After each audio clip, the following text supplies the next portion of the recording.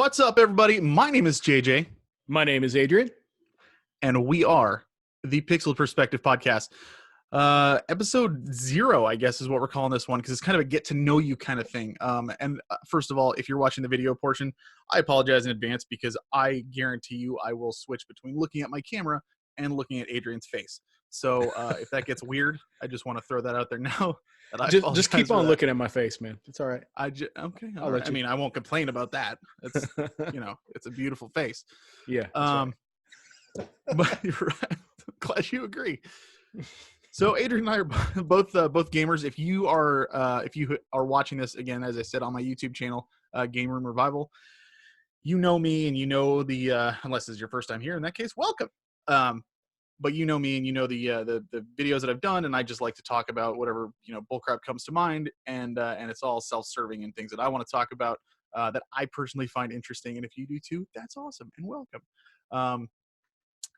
Adrian and I kind of we decided we wanted to do one together, because honestly, anytime we've ever hung out or even talked over Skype or something like that, it could literally be, I don't know, something mundane like, hey dude, can you if we live close to each other, here's per example, if we live close to each other, I'd be like, hey Adrian, can you run up to the store and grab me, I don't know, a carton of milk or something, because I would totally ask that of a friend. Yeah. Instead would turn into a 2-hour conversation about video games. It just happens every time. We just can't stop. We can't help ourselves. So we were like, you know what? Let's start recording this stuff. Let's put it down. I mean, I find that we have a very similar taste in video games. We share a lot of in common with what games we're into and kind of our gaming background in general. And I think that's something that's really interesting and keeps us going for a long time as far as conversation goes. And yeah, I agree with you. It was just one of those situations like, man, we talk about this stuff so in depth, we need to start recording it and sharing it. So that's how this. That reminds me, I need you to grab me some milk when you head out. Oh later, man, so. Yeah. I'll remember that next time. Yeah, but I think another thing is we both kind of learned right off the bat about each other, is that not only do we love the same kinds of video games, but I think we both appreciate them as well. Right. what they've done for the entertainment industry in general, the history behind them. We like kind of looking at the nitty gritty and what makes people like certain things, how things have evolved in the industry, collecting, the different genres. I mean, there's so many facets, and I think you and I share that we find almost every single part of it interesting. Right. Yeah, I agree with that completely. We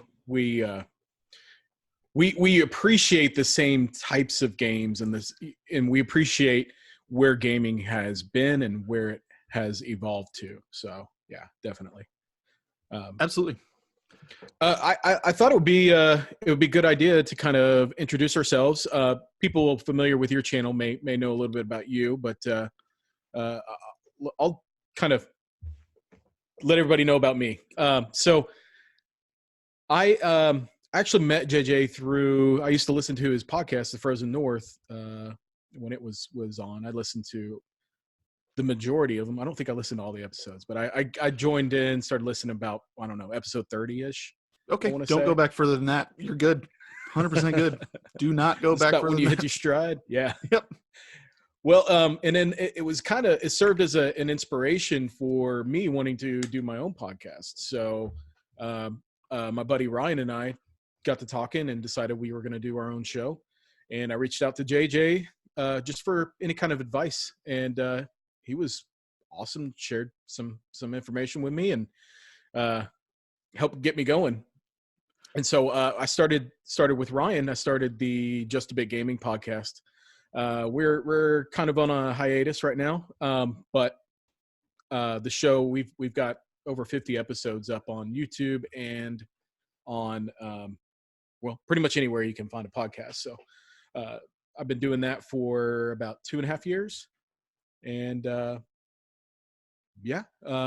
it was just a great place to go and talk about the games that I've been playing. I think we mainly focused on new releases and things like that. But we also kind of reminisced about old games and had fun with that. So that's where I'm coming from. And JJ? And just an FYI, I did listen to your show from episode 1. I'm just putting it out there. Oh, I'm man. just saying. So Well, all right. Am I going to have to go to the backlog and then check it out? Nope. You already told me You not definitely to, don't. so. You don't have to do that at all. So we I think the first time, actually the 2 times we've hung out have been at Retropalooza in Arlington, Texas. Yeah.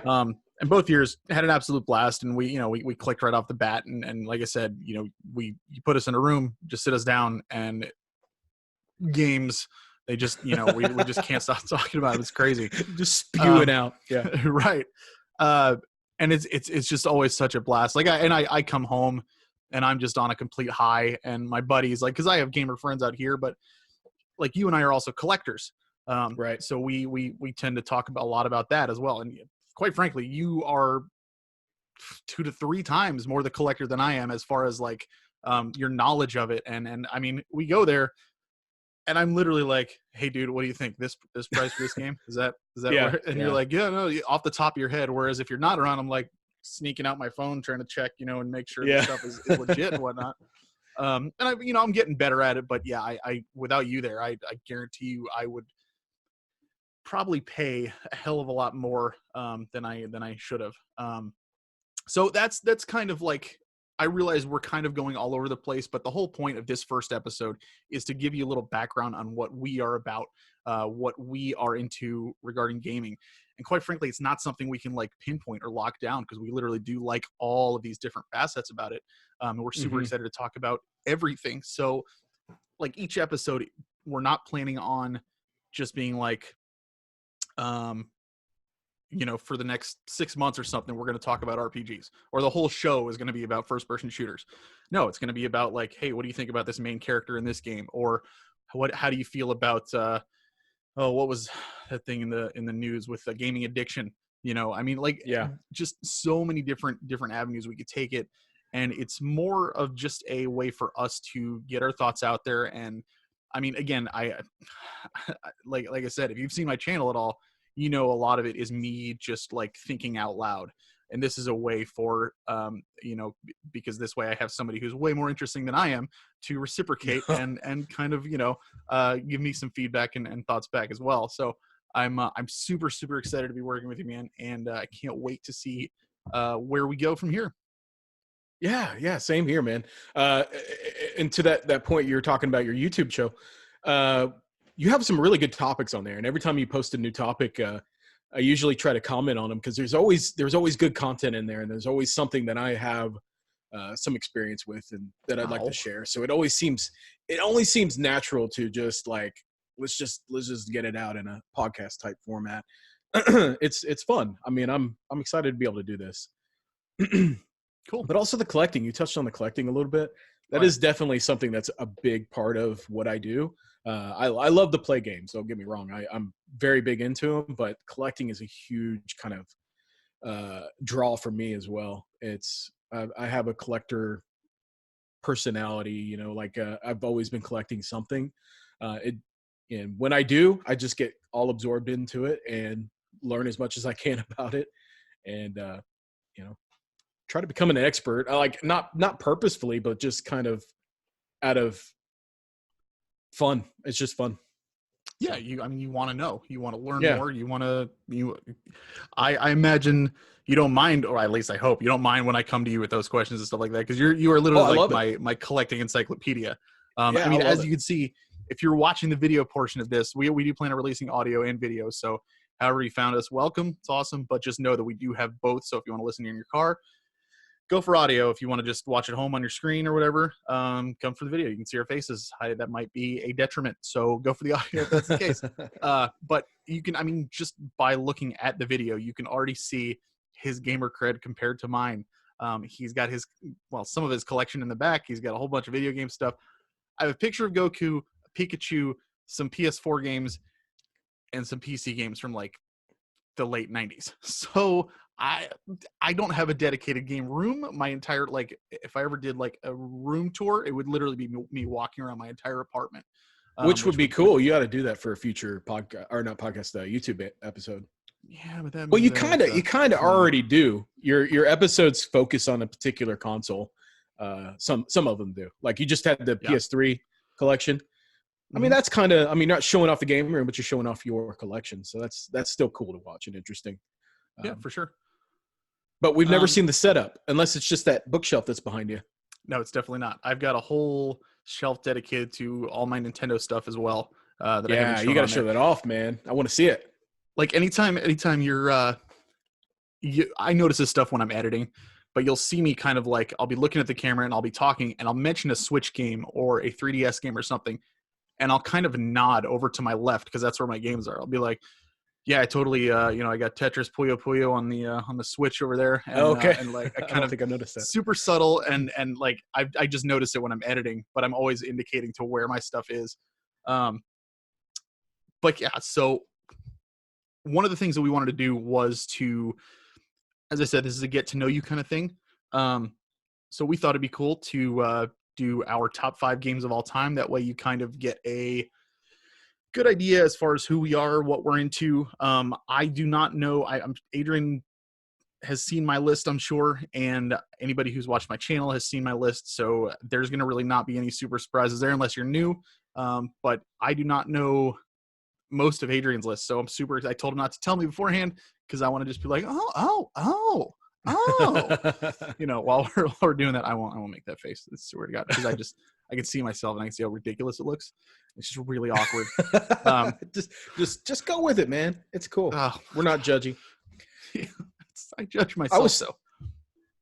I'm going to preface this list by saying I know my top 3 games. My top 3 games, I've always known what they are. They're the most nostalgic, and they have replay value for me.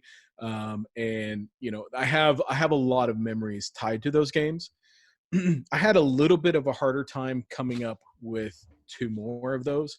But after I started thinking about it and really kind of dwelling on impactful games in my life, I was able to come up with the last 2. So I'm going to start off with number 5 being a game series, and a lot of these come from series of games too, by the way.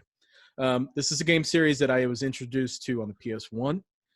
It was a game that was hugely impactful to me. I had never seen a game like it, for multiple reasons, but I'll just say it. It's Metal Gear Solid. I like to build up a little bit of suspense before There I you go. There you go. announce the game, but Metal Gear Solid is one of those games that it came on a demo disc for me, and I was talking to JJ about this the other day, and I was like, you know what, I think that might be a game that I would consider a top 5 game. It was kind of my introduction to Kojima and his style of games. He's unique in his storytelling and his character building and character naming, for that matter. I mean, Yeah. oh, he's not great at naming characters, but they do stick with you. Um, but when I got the demo disc, I remember hearing about it in magazines and stuff at the time, and I just wanted to try it out and see what it's all about. And it just kind of came off initially from screenshots as being like a generic type military espionage game, but the graphics were still really, really good for the time. So Sure. I definitely checked it out, and the game starts off incredibly well. Like it builds a story before you even take control of your main character. He's swimming through the water, going to this secret base, and you can tell that it's really cold in an Arctic region. And so he's swimming through the water, and he gets to the base, and he takes off his suit, and he's talking to Mei Ling, I think. Oh man, it's been a while. But he's talking to people through his codec, and then you gain control, and you have to stealthily take out the guards. And that is something that at that point I don't think I'd ever experienced, was stealth done that well. And it took me a few tries to kind of get used to it, but after I did, it just felt natural. So I got through that demo, loved it, and it left off on a pretty decent cliffhanger. I played through that demo multiple times, and I was like, I have to have this game, and I asked for it, and my uncle got it for me for Christmas. And my brother and I played through the whole game, and just enjoyed every bit of it. There's so many twists and turns, and the boss fights are amazing. Some of the best boss fights you'll ever see in a video game.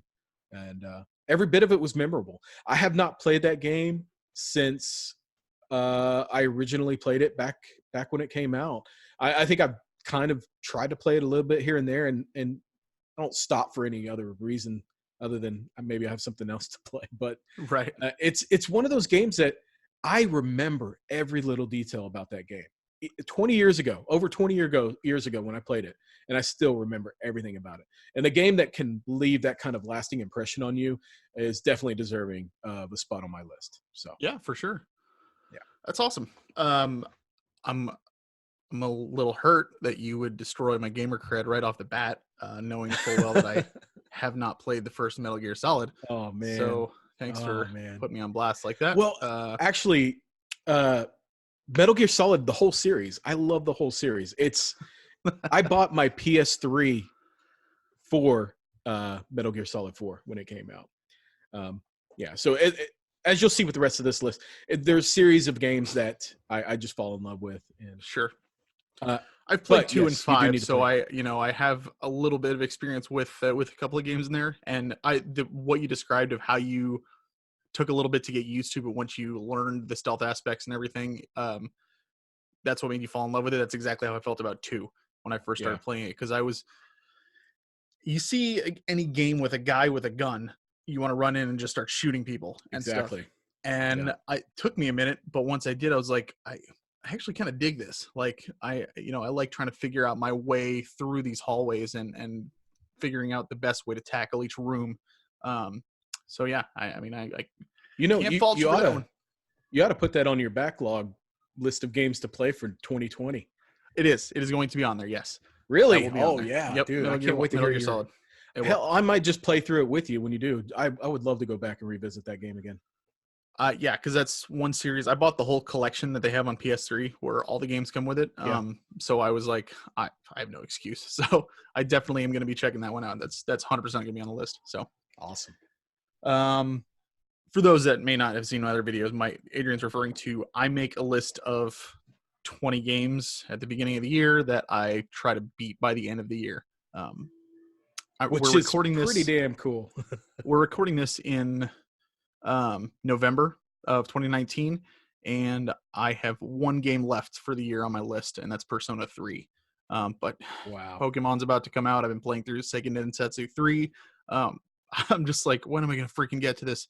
Because I also still want to play Death Stranding as well. But I don't know that I'll get that until Christmas, so we'll see. Oh man, on that note, I don't want to change subjects, but I am loving Death Stranding so far. Do you see this is exactly what we're talking about? It goes like this every time. Yeah. No, everybody seems to be loving it. It's crazy. All right, I won't interrupt your number 5. You're fine. So my number 5 is literally the only game on my list that isn't there because of nostalgia. I do have nostalgia for it now, but it is the newest game by far, and it was just so good that I couldn't help but put it up there. And that is The Witcher 3. Oh yeah. I mean, I don't even need to say anything. If you've played this game, you know what a masterpiece it is. I have yet to meet anybody who gave it the time that it deserves and didn't end up, even if you couldn't finish it or it wasn't your cup of tea, I think everybody can appreciate how well made it is, how well written it is. Combat's not super deep, but man, that storytelling and just the gut-wrenching decisions you have to make, the world building, good Lord, it's massive and it's detailed. The lore is incredible. There's just so much to see and do in that game. And I'm somebody who likes to play series from the beginning. So I did start with The Witcher 1, which was extremely rough. Did you ever play The Witcher 1? First one? I've played it, but not very much of it. Okay, and I mean it's just really hard to get through because the gameplay's awful and the graphics are not so great. They definitely don't hold up, and it's just rough. But I was told that 2 is a major step up, and then I need to check out 3 when I get the chance. When I played 2, big step up, and I was blown away by how good it was. And I was like, how really can they improve on this thing? At least to that level. There's no way they can make that big of a jump. Like, dude, I mean, I can't even put into words how expansive this world is and how you just want to explore every nook and cranny Yeah. From the swamp to the mountains to the islands. Um, there's everything. Even the cities are so alive, and it's just Yeah. unbelievable. I think that's what they nail really, really well. It's just Yeah. making the world feel alive. Yes, absolutely. And that's, that's a big reason I love it so much. I mean, that's a big reason I love that a game that wasn't very well received was Xenoblade Chronicles X. And I don't mean to compare the two as far as like storytelling and the games as a whole, but that game also felt alive when you were out exploring and flying around in your mechs. It felt like you were in this living, breathing world, and it was really cool. And The Witcher just does that, honestly, in my opinion, better than any game I've ever played. Wow. So it's just, I absolutely love it. You've played it, right? Yeah. So my experience with that game is I got to the first major city, and I don't remember the name of it.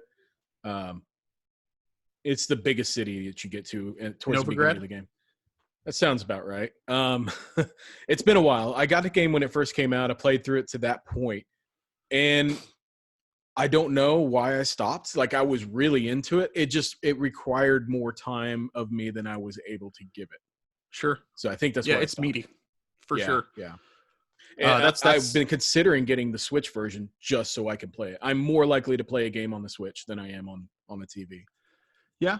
I mean, I haven't played on the Switch, so I couldn't tell you if you're an art guy, so I don't know if the graphics are gonna, That's deter the you or biggest anything like that. reason But why. Yeah, I have it on the PC, and it looks amazing on the PC. And I yeah. have a feeling that if I try it on the Switch, I'm going to be disappointed by the graphics and not really see it through. So I don't know.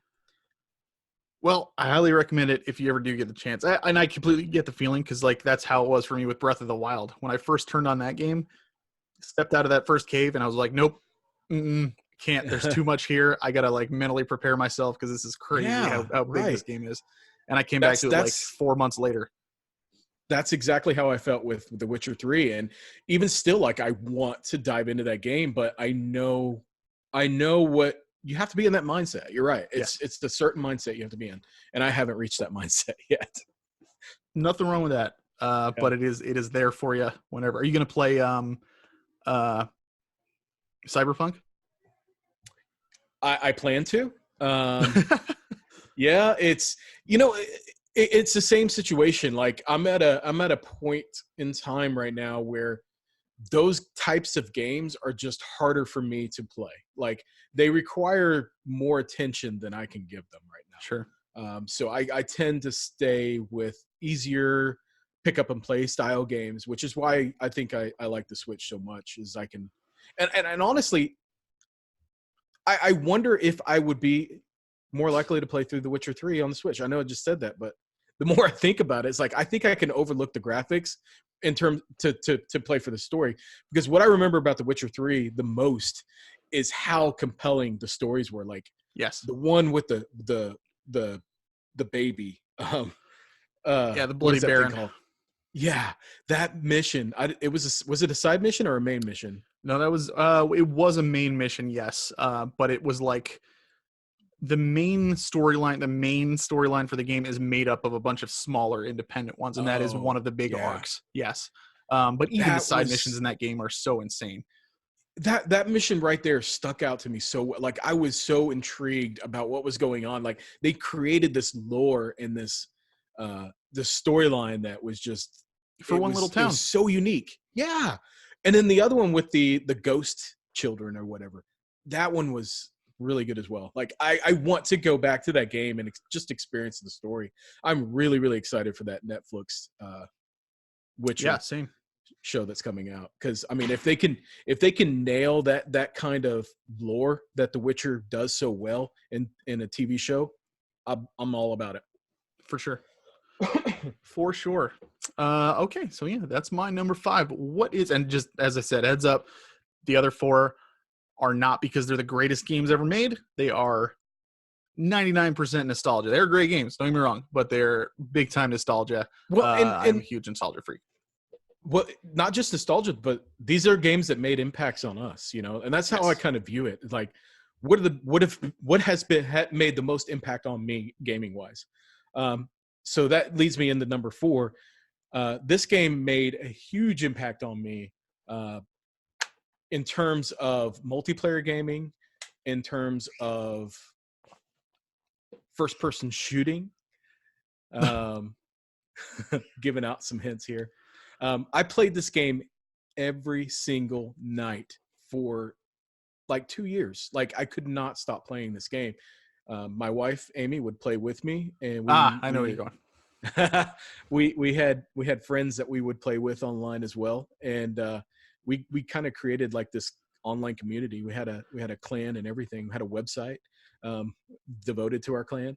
Oh wow. Anyway, the game is Halo 2. I bought so at the time that Halo 2 came out, multiplayer gaming was still, I would say, in its infancy, at least compared to now. They had online multiplayer games on consoles, and I was really into that. I had PS2 with the network adapter, and I had SOCOM, and I had Splinter Cell, and I can't remember what else. But I would play those games online with a buddy of mine when I was going to school. And we lived in 2 different towns, so it was just a good way for us to play games together like we used to. And man, we had such a blast with that. And I remember one day I was at work and I was talking to one of the guys there, and he was trying to sell me on Halo. I was like, yeah, I've heard of it. I know Halo's a fun game. I never really got to play it or anything. He's like, well, Halo 2's coming out. It's going to have online multiplayer. And, he's telling me about the party system and like all this new stuff that was new to multiplayer gaming console wise back then. Right. It really intrigued me. And so I went out and I bought my Xbox and a copy of Halo 2 the day that Halo 2 came out. And we played that game.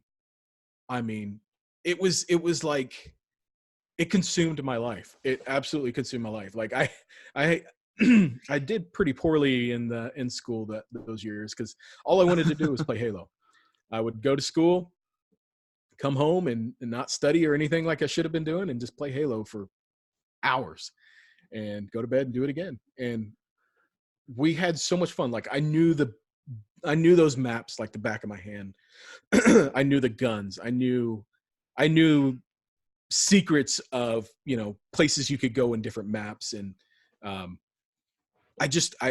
knew that game in and out, and we got really good at it. I mean, we got pretty competitive.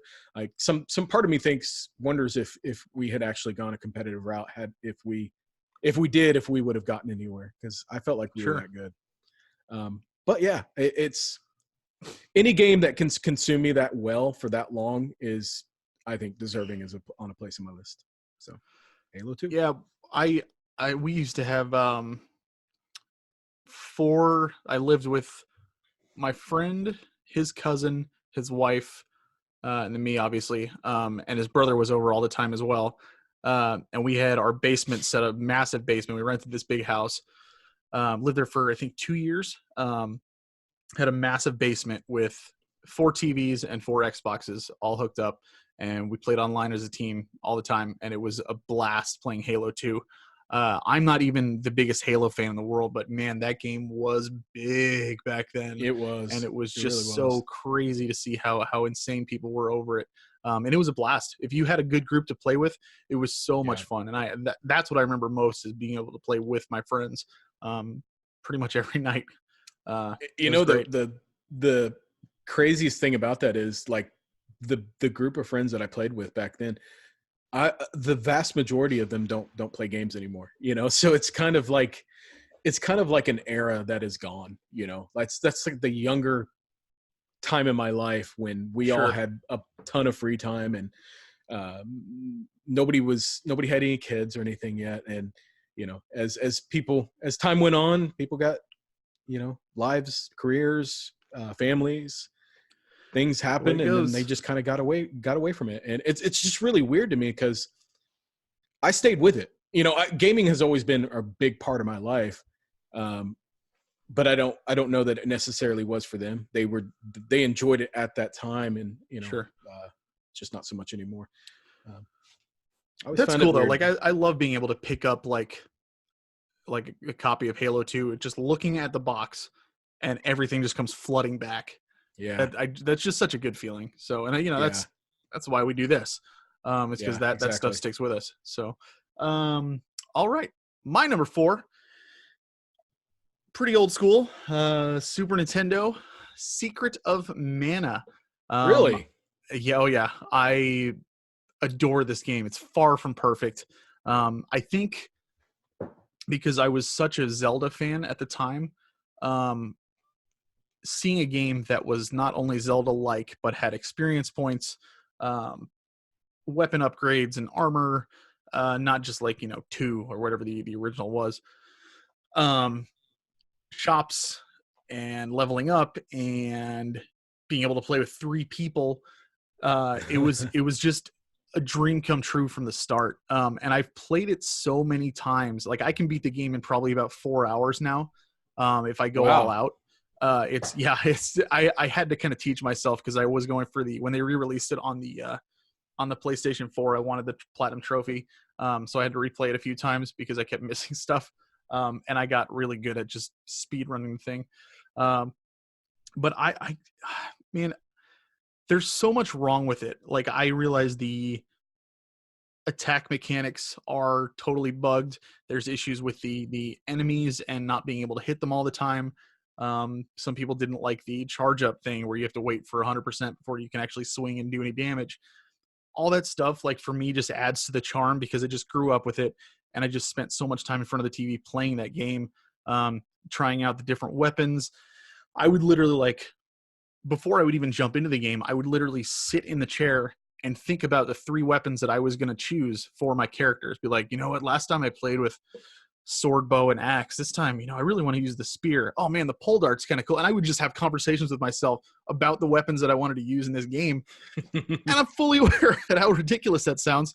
But man, it's one of the things that just, like I said, I pick it up and those memories come come rushing back. And it's flooding and rushing. But they just come flooding back into my head, and like, it just makes me so happy to even think about. I still to this day, like, if I know that somebody doesn't mind, older graphics and enjoys co-op play, I will still suggest try to Secret of Mana, and I'll try to get them to play a little co-op with me on there. 9 times out of 10, they're just like, oh, okay, or they just never come back and we just never play it again. But I love doing that because I always let them start off, then they rescue the girl, I jump in and we start playing, and I just love the game. I just love it. It's a total personal choice that has very little to do with how well made the game is, and more to do with just how many memories it holds for me. So that's my number So 4. you talk about the flaws, but there's a lot of positives in that game too that really Yes. create it creates a atmosphere or an engaging environment. With the sound effects, the art design, the music. Music. Oh my gosh.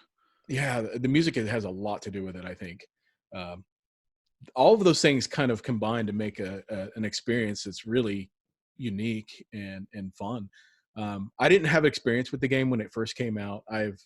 I've played it here and there, but I haven't really actually picked it up until recently, um, when they re-released it on the PS4, the remaster. Hmm. I'm not.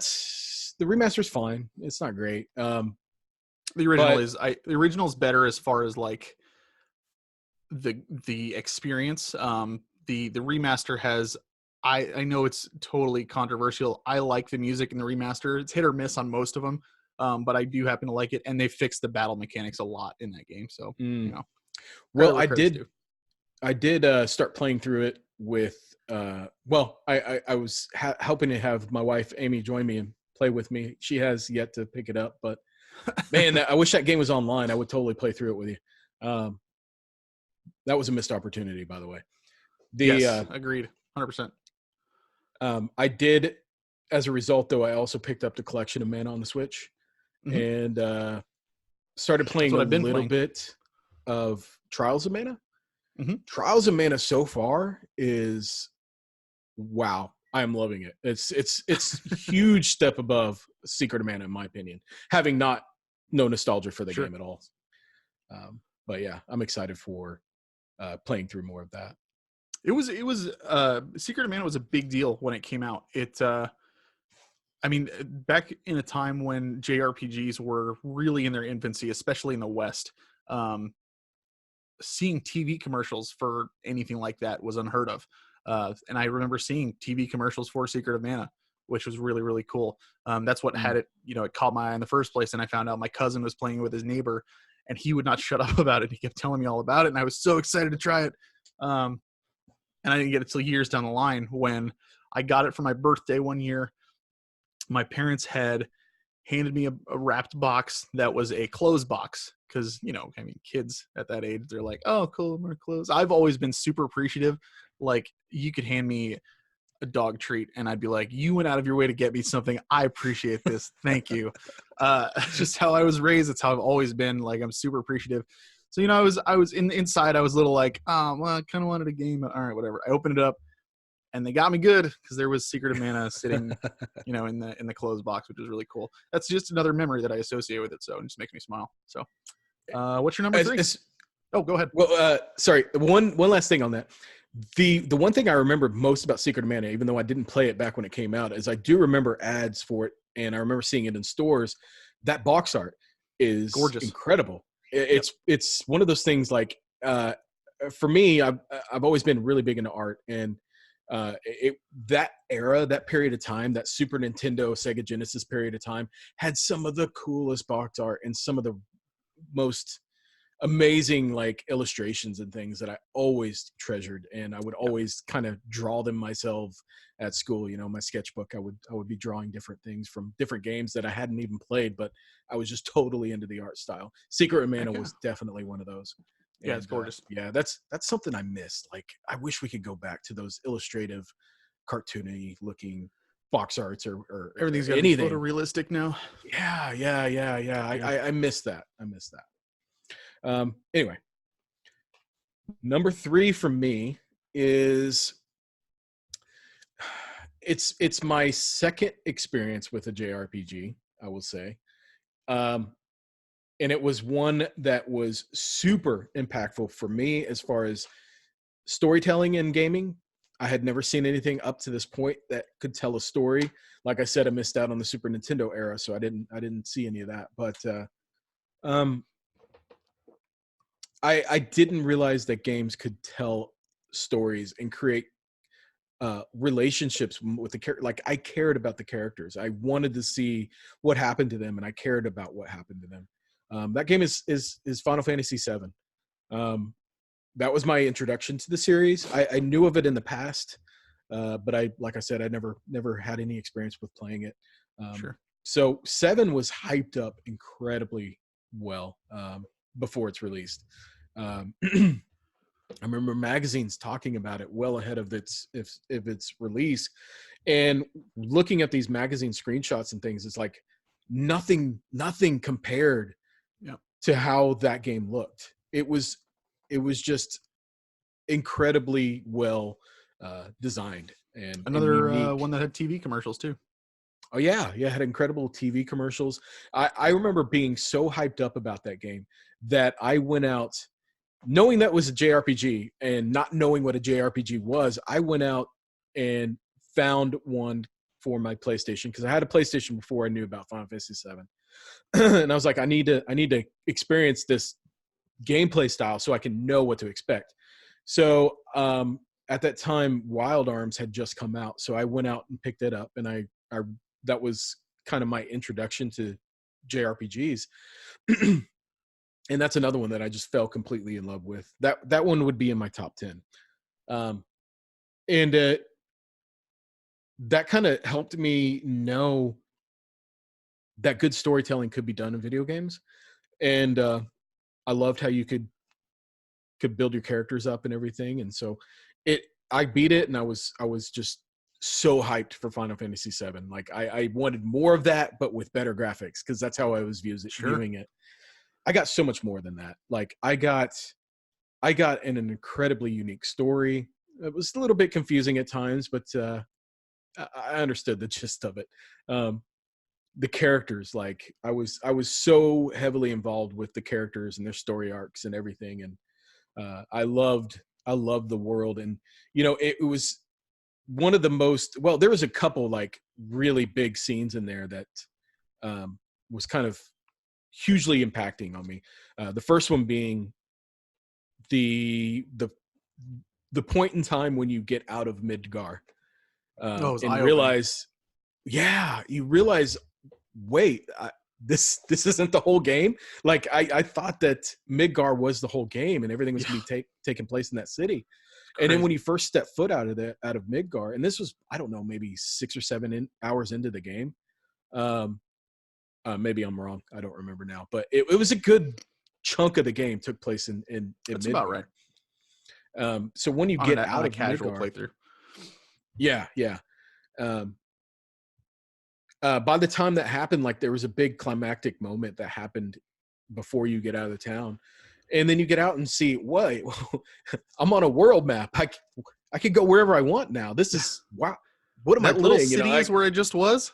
yeah, it was so insane, and that's one of those moments I'll never forget, and probably the biggest reason why I am so into JRPGs still to this day. Like I want to relive that experience that it gave me, and Sure. nothing really does it though. Once you have it once, it's hard to get it again. But I still enjoy the gameplay styles. I love leveling up my characters. I love watching them grow and get stronger, and being a part of that, and upgrading their gear and their materia, and leveling up the materia to get level 5, and trying to take on the ultimate weapons at the end of the game, and Yeah. like just the mini games, you know, going to Golden Saucer, playing those mini games, and the game is just, man, I was so into it. I remember going to school and always talking to people at school about it, and I would be drawing characters all the time in my sketchbook, and yeah, it was all consuming, man. And it still holds a place in my heart to this day. I've played through the game only once, and every time I try to replay it again, I'll get about halfway through the game and then stop. I don't know why. Like it's all of it's good, but I am so pumped for the new remake. I am completely ready to play that game again. Yeah, I cannot wait. What you're saying about how you didn't know, video games could tell a story like that. You talk to the older generation, there are people who still, they look back and they think Mario and Tetris, those are video Yeah, games. And that's where they come from. It's like not just JRPGs, but games in general have become this beautiful storytelling medium that it is just it blows my mind because you've got books where you're reading and imagining what's going on. Then you've got movies where you're seeing the things that are going on the screen. Then you've got games where you are actively taking a part in these things.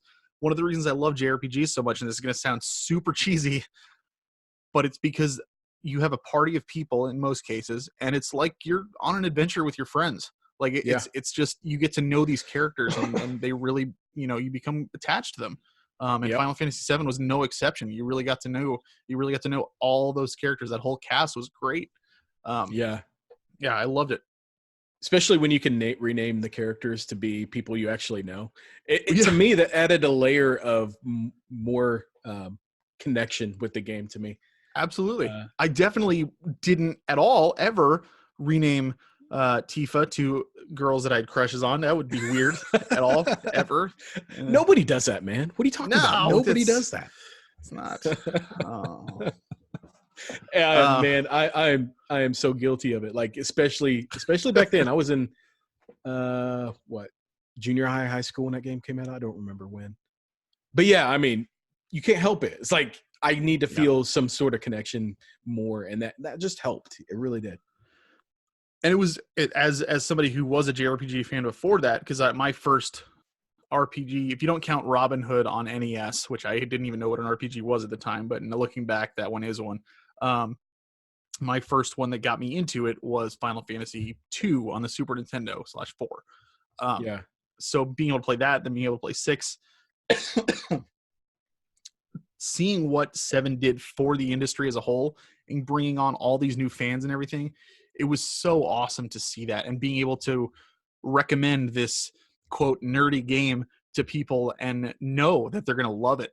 Yeah. it was just so awesome to see. So it was really, really great to be a part of that era in gaming, 100%. Here's a side note. Um, I wonder if I was on anybody's named characters, you know, like if somebody else is playing the game and named their character after me. I Yeah, wonder if that happened. I was probably somebody's Kate Sith or Hmm. something. I have no doubt of that. Yeah, it's okay. All right, number 3 for me.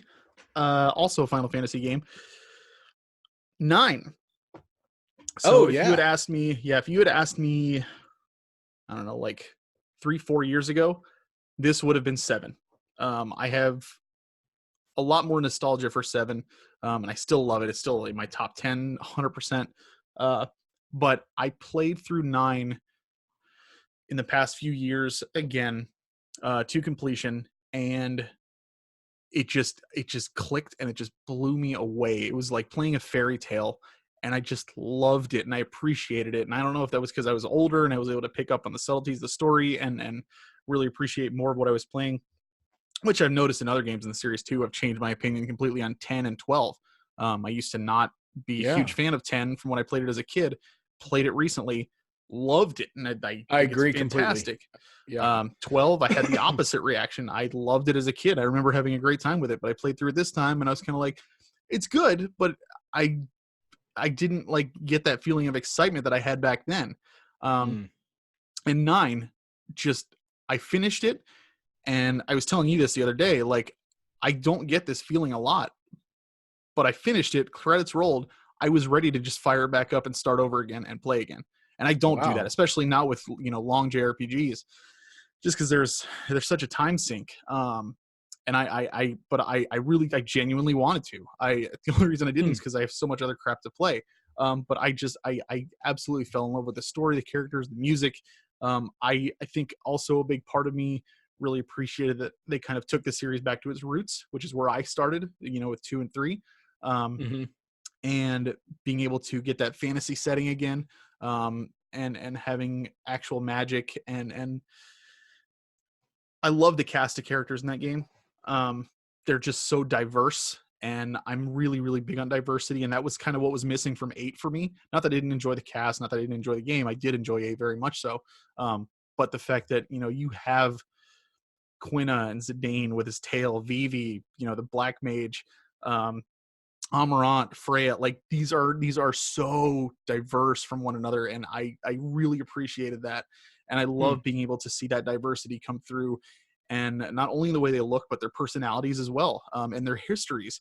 It's just there's so much to it, and it just really, really just it gave me the warm and fuzzies, man. I'm not gonna lie, I absolutely just it was a pleasure to replay, and as soon as I Yeah. finished it, I knew I was like, I love this game. Like, I genuinely adore what I just played through.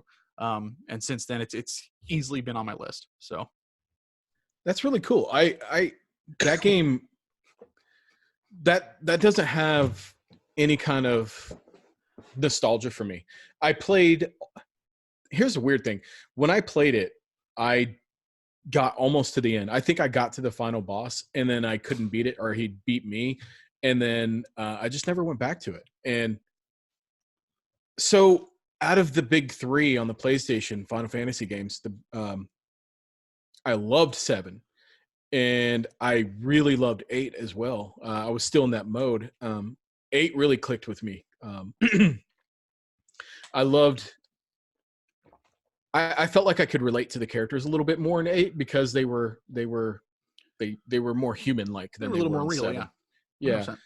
and so going from that to 9, I didn't have the nostalgia for the older games, and to me, it just felt a little too childish, Sure. um, as far as character designs go and stuff. And I think that prevented me from having a connection to the game.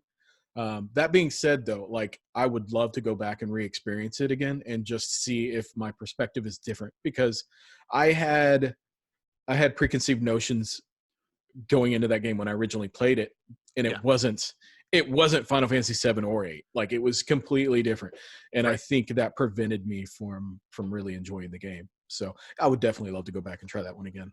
Well, not to mention, you said Final Fantasy VII was kind of your introduction to JRPGs in general. So if you're Yeah. not used to that fantasy setting, you're not used to castles and wizards and mages and stuff. Yeah. It's going to be a little jarring to kind of see that. And it was meant to be a throwback. But if you have Right. nothing to throw back to, then it's kind of like, well, this is just a game with some weird looking people who are flying around in steam powered airships. All right, I will say though, Vivi is one of the best designed characters, maybe in the whole Final Fantasy series. Like, I love his character design. I agree 100%. He is. It's pretty amazing that they can show that much emotion on something with no face and just a couple of lifeless eyes. But you know when he's sad, when he's happy, you feel it, and it's just, man, it's really impressive what they did. Well, and I remember the very beginning of the game, he was. Yeah, I felt bad for him. I don't remember if he was just bullied or what, but I remember that he was dealt the wrong hand, and it didn't seem justified. Like he's like, this is he's just a nice kid or whatever he is. Yeah. He's not doing anything to anybody, and yet because I guess he's different. They treated him like crap. The beginning of the game, he meets another young boy named Puck, who you find out more about later on, but he basically says you want to see the show? All right, you're gonna be my slave. Then he treats him like crap, and just that's what it is. They go see the show.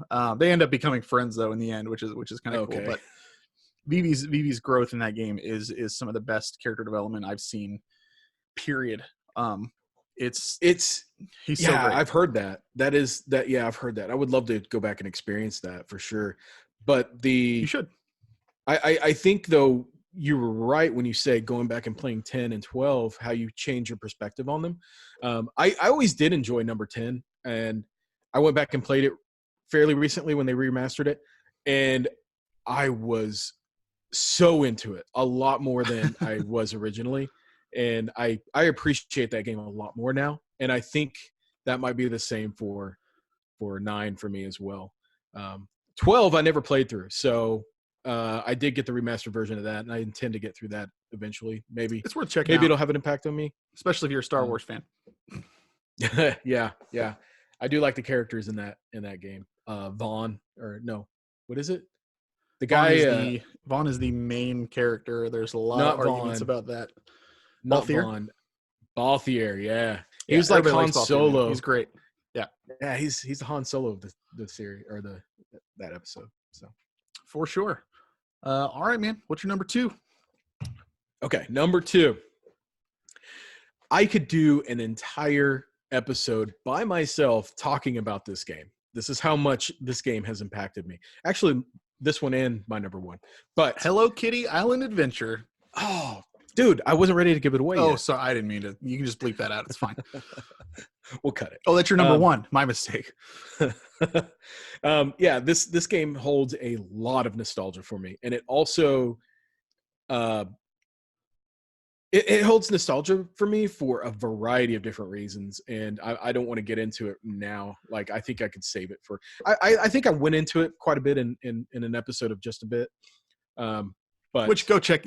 Like, all of his episodes are still up, so absolutely go check out his show, because it really is genuinely a joy to listen to. So I'm not just saying that. I legit loved listening to his episodes. Thank you. I don't remember what episode it was in, but I want to say it was probably in the teens, maybe. Anyway, this game is Resident Evil. I got to talking about it too much. I didn't even disclose what it is. The you got some great Resident stories Evil. Associated with it too. Oh my gosh, man. It's so okay. Just to kind of briefly touch on the nostalgia for this game. I got this game. My dad bought a used PlayStation from a garage sale, and at this point in time, the system was only about 6 months old. It was still a brand new system. The kid bought it, and he had 5 games with it, one of which was Resident Evil. He played through them, and he needed some money, so he sold them. My dad bought it and brought it back home, and I remember putting in Resident Evil for the first time and being like, what is this? Like, it was so different. Like, much like the RPGs that I had played, I was starting to realize that you could have story in a game, but not only that, you could have, to me, what felt like realistic environments. Nothing really came close to that before. I'm already kind of intrigued by mansions in general and kind of the creepiness that they hold, and they built an entire game around this concept of a scary old mansion that you can fully explore, and that was so cool to me. Then you add in the zombies and the monsters later on, and it makes it even better. Like at that time, zombies weren't they weren't as big a deal as they became. I would say this was kind of like the beginning stages of how zombies got to be where they are now. I think, Yeah. if you don't count like the zombie movies from the 80s and things, but I think Resident Evil really helped to kick off the zombie genre in general. But the concept of having these real life people who have died and come back to life, and they are still in this mansion, and they are dangerous and just creepy. And that zombie that you first encounter at the beginning of the game, he looks back at you when he's chewing on that dude. Oh my gosh, dude! It literally scared the crap out of me. I mean, I had chills down my spine when I saw that, and it not. I hadn't really ever played a game up to that point that actually scared me. So that was really, really cool. So the reason, besides all that, the reason this game really holds the most nostalgia for me is because it became kind of like a family event to play through this game. I showed it off to my dad, and he was also blown away by the whole concept of the game. And he showed it to my mom, and she was blown away. Now, my parents are not gamers. They don't play games. They never had really any interesting games. So the fact that they were even a little bit interested in this game was really cool to me. And it got to the point where every night they would want me to play the game and get through it just a little bit further, just a little bit further. And they would be offering up suggestions like, go to that room. You don't have the key. You don't have the sword or the shield key yet. You need to get the shield key, and try opening that door. It was a family event. It was so cool. Like my brothers and my sister would be sitting around too, and everybody would just be kind of telling me what to do, and we'd work together to solve the puzzles and try to get through this mansion. And but at that same time, I was in control of the character, and I felt connected to it in a way that I don't think they did.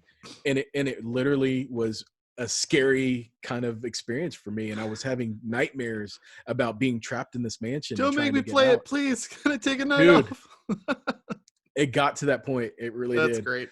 But I kept up with it. Like, I still wanted to play the game. I was enjoying the game. I just wasn't enjoying the nightmares. Sure. so Yeah, so understandable. I did finally get to a point where it stopped, and I was kind of getting desensitized to it. And then I fell even more in love with that game. And part of me wishes that, I could do that again. I remember getting Resident Evil 2 and trying to have that experience again with my family, and it never happened again. Sure. So, for that reason alone, I think that game is really, really special to me. But it's also an incredible game, and the series is incredible. Like, there are far more good games in the series than there are bad games, and they continuously try to innovate and create engaging worlds that are just creepy and fun. And yeah, I could still go back and play the original Resident Evil. I just picked up a copy of the DS version at Retropalooza. Yep. And I've been playing through that, and it's so good. It's still, even on the DS, it's really, really good. I don't know that it would hold. I don't know that it would hold up to somebody playing it new today, because it is rough. Those tank controls are a little rough. But it doesn't. Did they It's remake just it? a learning curve. They did. The remake is I thought so. awesome.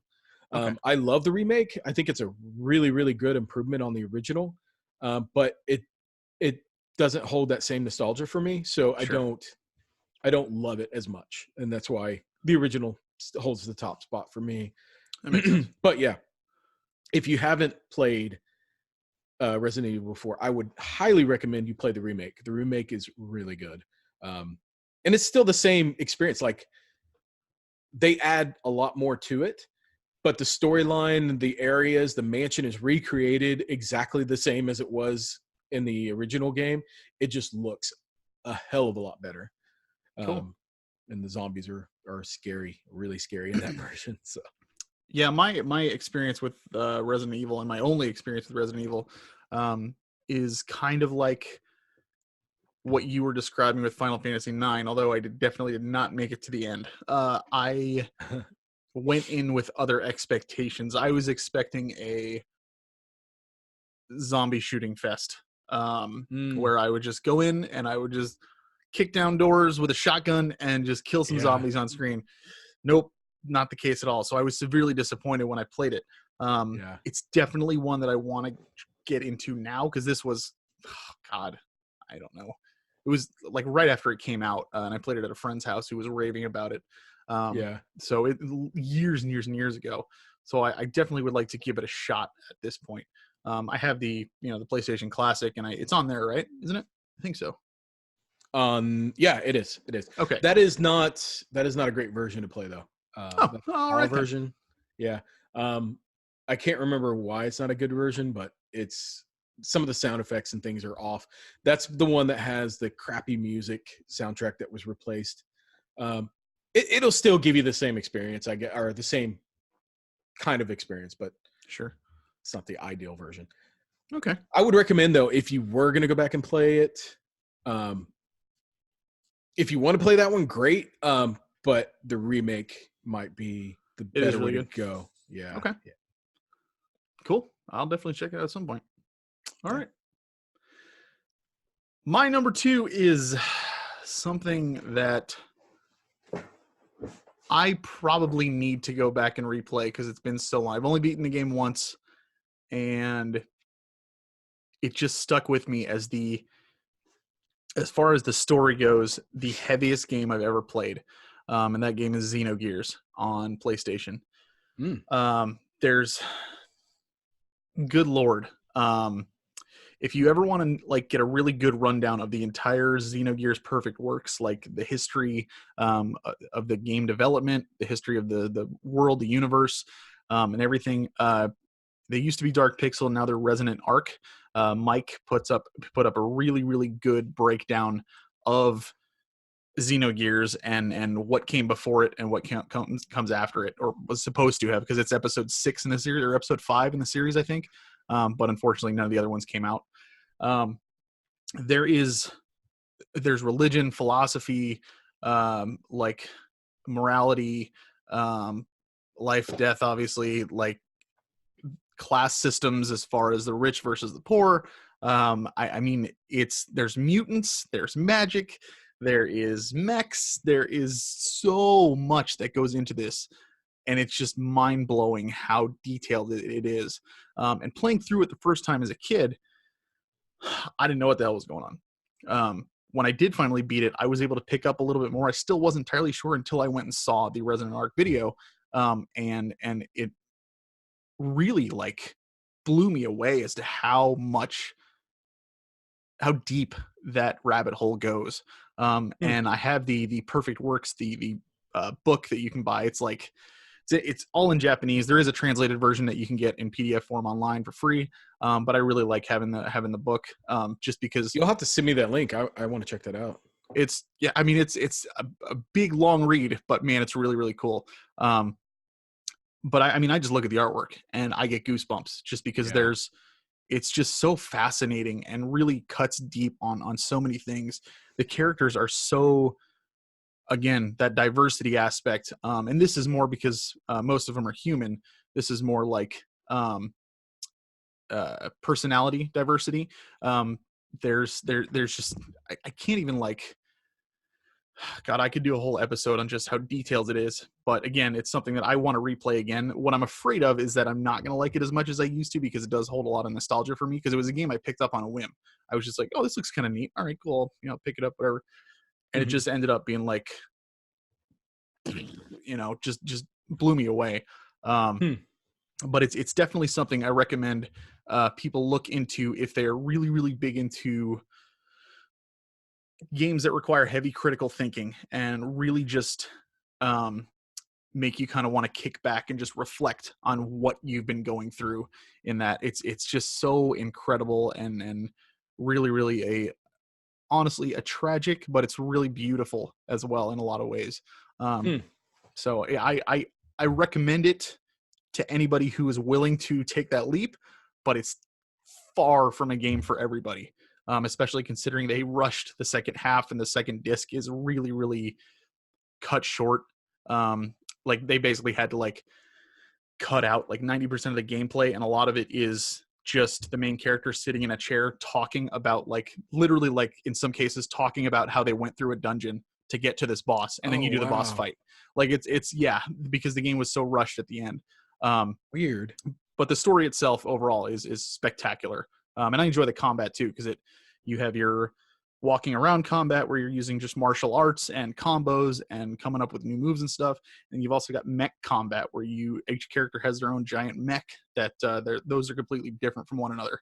And the combat there is completely different. It's there's just so much to it. It's unreal what they were able to accomplish with that game. That's really cool. I that is a game that I've always wanted to go back and experience. I have played it. It didn't really make an impact on me, but I didn't play. I maybe played through halfway. I don't think I reached the second It's disc. not So easy to get through. yeah, I do remember it being challenging, and that may be a reason why I stopped playing it. But I did play through the Xena saga, at least the first two episodes of Xena Mhm. saga, and I thoroughly enjoyed the storyline in that. Um, and then Yeah. also Xenoblade Chronicles 2 and X. Um, Specifically 2, I love Xenoblade Chronicles 2. It's really great. And I would love to go back and kind of see the beginnings of this game studio. And I don't know if they're connected storyline or if the games are They're connected not. in any way. Okay. But it is kind of Like a cool to couple of them see. are, but not like the Xenosaga games are connected, obviously, and then the Xenoblade 1 and Xenoblade 2 have a connection at the very end. There is one small detail that I don't want to spoil, but if you've played both, it's kind of a cool little thing that they have in there that shows you, Okay. oh, okay, all right, I uh, see what you did there. I'm waiting on the remaster of the first game to come out, and then I'm going to play it because I've never played the first. Well, I've played the first one, just not very much of it. I borrowed it from a friend, and Did you play X? yeah, X X was cool. The world, like you said earlier, the world is Yeah. awesome. But that's about it. Nothing else really kept me in it. My problem with the first Xenoblade is imagine X, but you don't get any vehicles at all. Oh, okay. But the That's storyline in the first the one was really storyline's way good. better. I just mean like traveling is Oh, just okay. it takes forever to get from point A to point B. And I was not a fan of that. And I wasn't a fan of the combat in the first one either. They got better Yeah. from game to game, but it wasn't for me. And I think I I'm in the minority in that too. Xenoblade Chronicles 2, that I'm not a big fan of the combat in that game. But I do the storyline was the driving force for me. And I also enjoyed the it. exploration. That game is really good for exploring. I want to play Uh, the sequel too, or uh, prequel, whatever it is. the prequel. Torna, the What's Golden Country. Oh yeah, no, I haven't played that one yet. I need to play that. Yeah, I'd Yeah, like to. yeah, I definitely want to go back and play Xenogears though. I know, like, I can picture the main character with his ponytail and his white shirt, and His name's Fei Fong Wong. uh, it looks cool. It looks cool. So. It's definitely one that will just make you reflect on what you're seeing on the screen. You really have to kind of think about it. And it was the first, honestly, it was the first game that I can remember where I'm sure, like, I probably saw it in movies back then. I don't know about games necessarily that it was that, in your face, but it was the first game that really struck me as being willing to tackle like really heavy issues like religion, and whether it's inherently good or evil, and it, Hmm. ultimately comes down to how you uh how you as an individual, deal with it. It's like, God, like I said, I could do a whole freaking video on the game. It's so incredible. Billy's one of my favorite characters from that. Anybody who's played it, I think Billy's arc in that game is spectacular. So, Man. okay. It's funny so far. Before I tell you my number one, I think it's kind of cool that our lists are. I would say they're pretty much all of them are popular games, but the ones that you're naming off, I haven't played through, and the ones that I'm naming off, well, with the exception of a few, you haven't really played through either. And I just find that kind of interesting. Which includes your number one as well. My number one. My number one is, I'm just going to say the game outright and not build it up, but it's Dark Souls. Dark Souls is an incredible experience. It was one of those games that made a huge impact on me, just in terms of world building, gameplay. The fighting mechanic in that game is so precise and so well done. When you get into a fight with just a common regular enemy, if you die, it's on you. Like the game gives you the tools to use. It's up to you to learn how to perfect them. And it feels very old school in that sense. It doesn't lean too heavily on the storyline, even though the game is rich in lore and story. But all of the story is tied to items that you find or documents that you read while you go through. There's no cutscenes that explain what's going on. And yet the world feels so alive and so immersive. And it's strictly because of design, character design, enemy design. The enemies are all unique, and all of them are challenging. You can't just power your way through this game. You have to take it slow and easy. You have to learn the mechanics. And it's not just run in, swing your sword a bunch, and take a guy down. No, you have to go in. You have to hold your shield up. You also have to know how to dodge or parry. And all of which are not hard to learn either. It's there is no big learning curve with this. It sounds like it is, but it isn't. You're talking to a guy who just loves to mash that attack button and call it a day. So I'm looking forward to trying it, but man, it's going to be rough for me. I guarantee it. There is a bit of a learning curve, but it's not like one that's daunting. It's not one that's going to deter you from playing the game. It's once you learn that you have to block attacks. You can't just go in there and swing your sword, because one hit from an enemy could take you down to half health. 2 hits could kill you. Yeah. So you have to be really careful. Also, the world, the enemies are hiding in different places too, and they'll jump out at you when you don't expect it. So it's got a lot of trial and error involved, which is also very old school. But and you know what, there are characters in the game that you talk to, and they're all very cryptic in their dialogue, so you never really understand what they're talking about or know what they're talking about, but they're voiced so creepily. Everything is so eerie and creepy about the vibe it gives off. One of the biggest elements of Dark Souls, and one of the biggest reasons why I love it so much, is the environment and the map of that game is unlike any other game you've ever played. Everything is connected. You could be standing on a cliff and looking over, and you see this big castle, and you just think it's a background element, and it's oh, that's cool. That's really, they pay attention to detail. Well, you don't realize that later on in the game, you actually make it to that castle, and there's a path that you took to get there. And you never knew that you were going to that castle. You just happened to open this door and you're there. On top of that, in the whole first area of the game, or actually the majority of the game, has you exploring different areas, and you don't realize it until you unknowingly open up a shortcut, that new area you were exploring ties you back to the first area of the game. And it's so it's so well designed.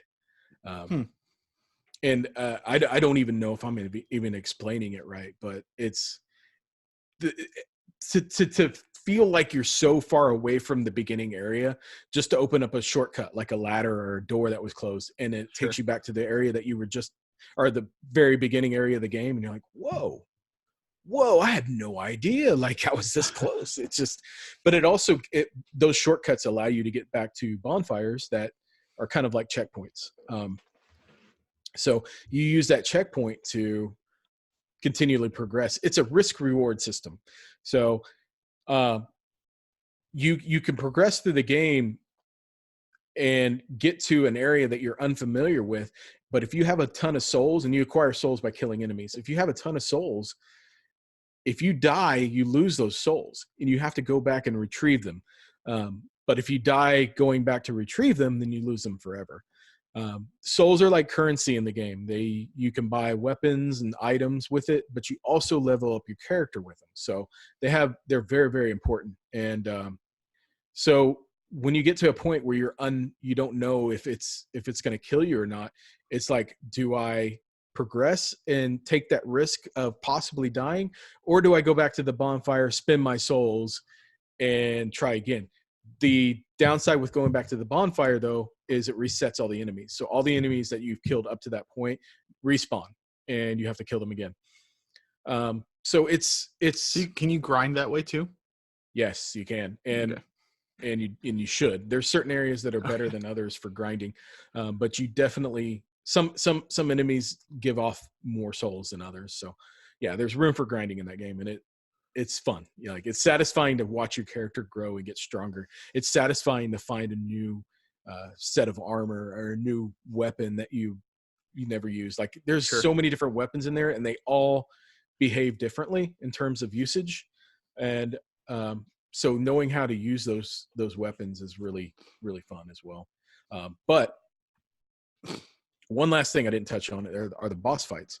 There's a ton of boss fights in this game that are incredibly difficult, yet a lot of fun. And it's very old school in that you have to learn the attack patterns of these bosses, and know when to dodge or know when to pull up your shield, like know how to react to a situation. And that only comes with trial and error. And it sounds like trial and error or backtracking in a game is usually tedious and not fun, but Dark Souls is not that way. It's like, it's every time you beat that next boss or get to that next bonfire, it's like hugely, hugely satisfying. I've never had the amount of satisfaction with a game like I have. It feels rewarding. With Dark Souls. It's very rewarding, and then no other game that I've played is as rewarding as a Dark Souls game. Cool. But it also has co-op elements too, and you can summon in. There's notes on the ground that you can read that other people leave to kind of help you know if there's a trap coming up or something like that, which is so brilliant. And then you can also summon other characters into your game to help you with getting through an area or fighting a boss.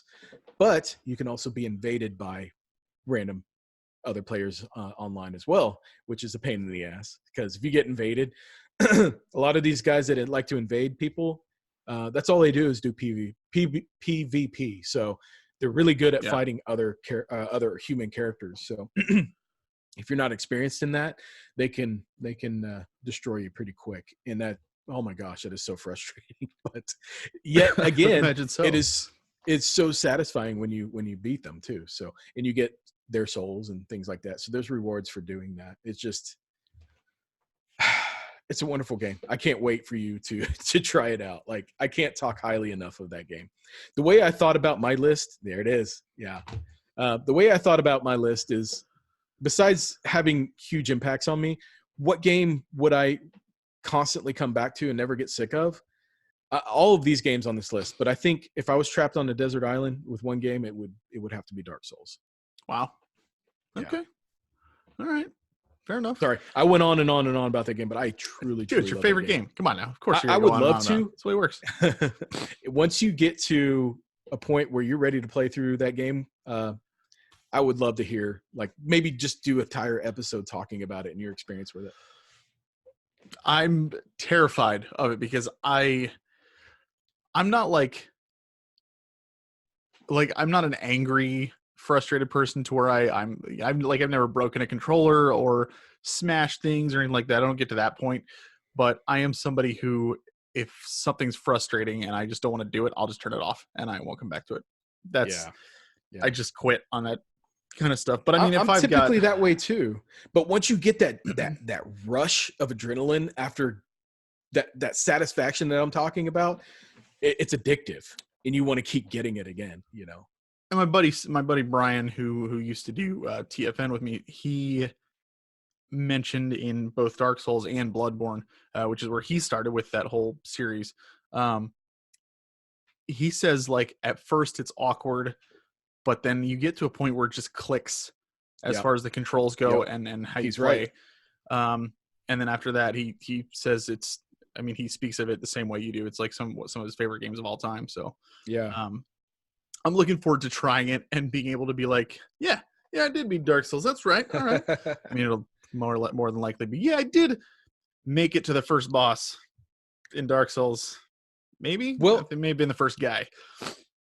I found that you either love it or you hate it. And a lot of the people that I played with online, I introduced a couple of my buddies to the game, and both of them ended up absolutely loving the game. So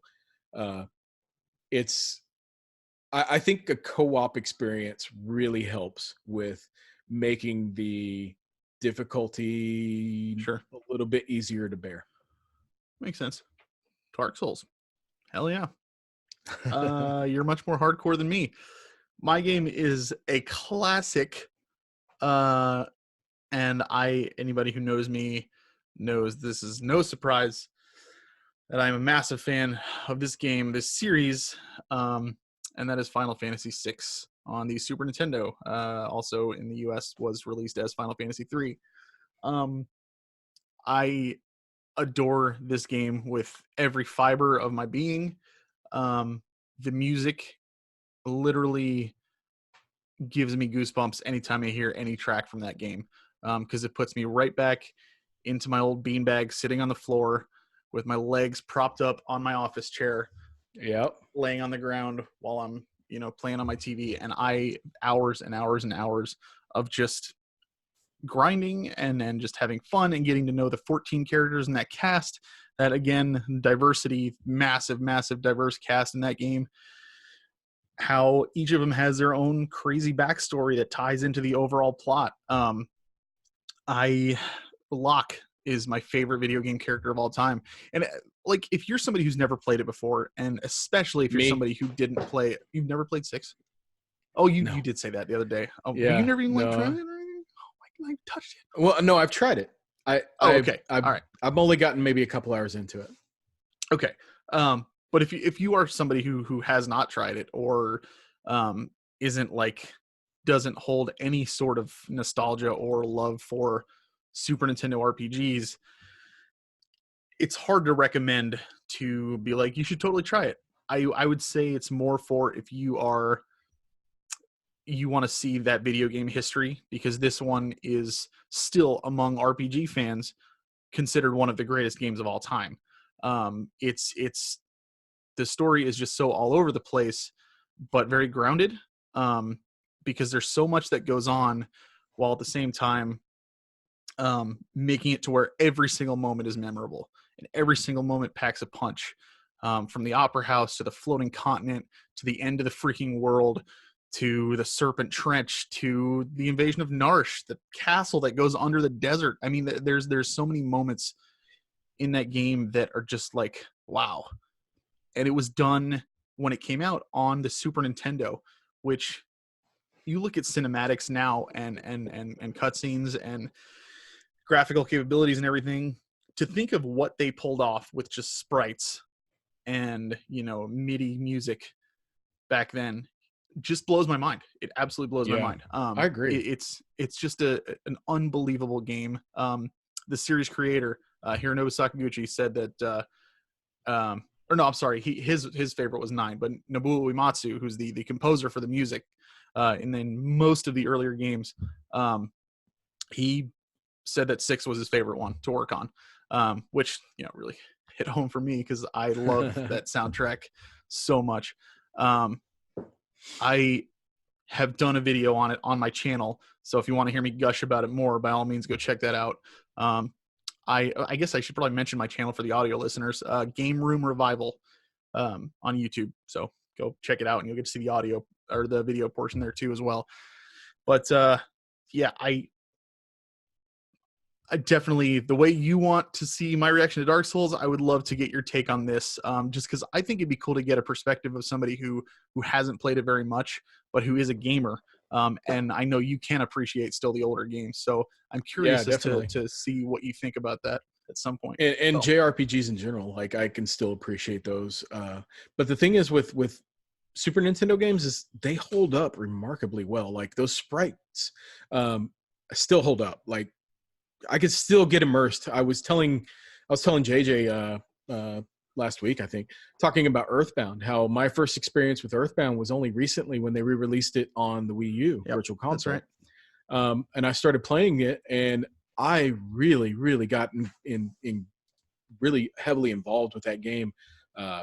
And the world was still immersive to me. There's a lot of like concepts that are still like dated and not as intuitive or fun, but Sure. it didn't matter. You were able to overlook that stuff because what you were experiencing was so immersive and unique that I just fell in love with the game. I think And there's something to be I said for the amount of charm that those older games hold, yeah, compared to newer yeah. ones. Newer ones are super immersive and great and everything like that. But I think charm is a really good word for a lot of those older, especially Super Nintendo RPGs. Yeah, and that applies heavily to like Secret of Mana as well. Like those games have a lot of charm, and I really think Final Fantasy 3 would be one that I would thoroughly enjoy. I just need to pick it up and play it. You've played Chrono Trigger at least, right? I've played a good chunk of it. Oh my god! Yeah, Oh my so god! so That all these surprises all me. these all these Super Nintendo games, I've not, because I didn't have a Super Nintendo, I didn't play through them. So Oh, any you did experience mention that that, I yeah. have with them, I just to say, oh yeah, this is a really popular game that everybody talks about. I'm gonna play it and Sure. try it out, and then I just kind of test it, but without giving it the proper. Hey, I'm gonna fully experience this game, and that's kind of goes back to that mindset. I just need to get myself in that mindset that hey, I'm gonna experience this game. That's what I did with Earthbound. Earthbound was I put myself in that mindset, and I Yeah. really really fell in love with it. Well, that's one of the good things about what we're doing here is because I think this will give us and I know you said the same thing to me before. I tend to get a lot more motivated to play and finish games if I know that I'm playing alongside somebody else who is going Yeah, through the same game as me. And especially like if we like say like, all right, we're gonna try and have it finished by this date or something, I'll push myself to be done with it by that point. Um, if I like that if I don't meet Parasite the date, Eve then video we yeah, did. absolutely, which was a Dude, I blast. don't. Yeah, it was. If you guys don't know what we're talking about on JJ's channel, we did a collaborative effort on Parasite Eve. Played through it and reviewed it, and I'm really happy with how that turned out. JJ did a great Yeah. job with editing that and putting it together. Aw, Uh, thanks. yeah, but I mean, honestly, I wouldn't. I don't think I would have gone through and played that game through to completion had we not set a goal of we're going to review this thing. So I think I and I'm would glad have, we but not did. for a long time. Yeah, I'm glad we did because I Yep. really enjoyed it. Up Same. until the last boss, I really enjoyed it. Yeah. Yeah. So what are we thinking? We mentioned like we're gonna try and do monthly releases of episodes, so once a month. But if there's like something we really want to talk about, or like we're just like, hey, we feel like recording, we might release like a supplemental episode or something like that. Yeah, To be on a regular schedule, we're shooting for once a month, but that doesn't mean we won't go more often than that if we feel like it. Um, right. so, and that's that a lot of that has to do with Adrian's got a big family and a full time job. I've got a full time job, and it's time when you're an adult is is a lot more valuable and a lot harder to come by. It is. So. And, and I was on the regular schedule with Just a Bit Gaming. And to be honest with you, I loved doing it, but I reached a point where I started to burn out on it because it became a responsibility. Right. And that's definitely not what I want to do here. And I love talking about this stuff, but as soon as it becomes a responsibility or a job or something, then it's easy to burn out, I guess. Definitely. So we're gonna wrap it up here in a minute. But one of the things we're also going to do is we're also going to try to